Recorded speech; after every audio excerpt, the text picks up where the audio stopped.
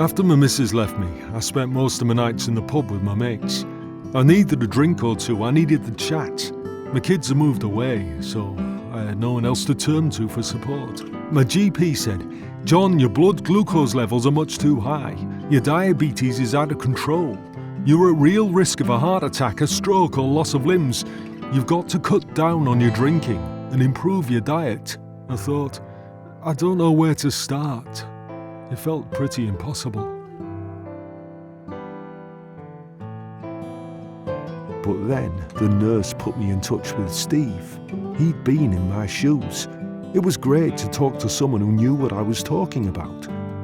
I got a health coach who helped me set my own goals around nutrition, exercise and alcohol.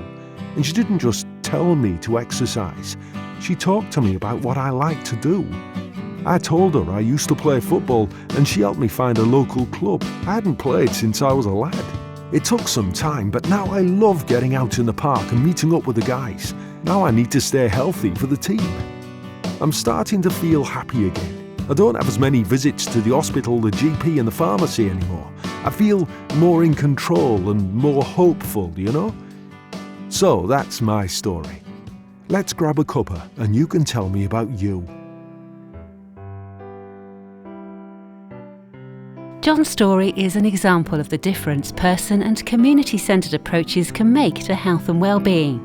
These approaches include a wide range of activities, from health coaching and self-management education to group activities, or support from peers with practical experience to share. They are united by a focus on putting people and communities at the heart of their own health and well-being, focusing on what's important to them, what skills and attributes they have, the role of their family, friends and communities, and what they need to enable them to live as well as possible.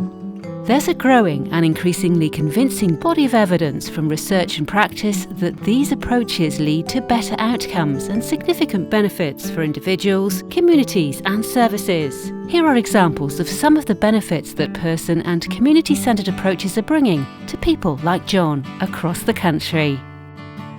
The way I see it, would you want swimming lessons from a person that can't swim?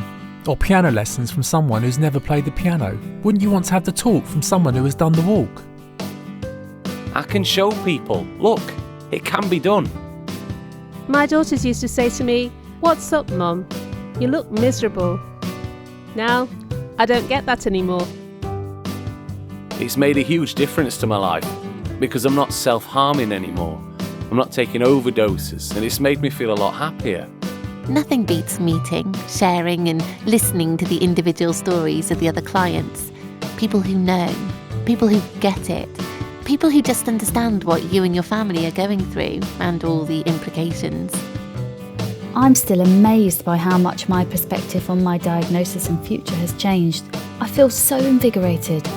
For the first time since being diagnosed, I felt I was treated as a whole person. To find out more about person and community-centred approaches and how to implement them, visit realisingthevalue.org.uk.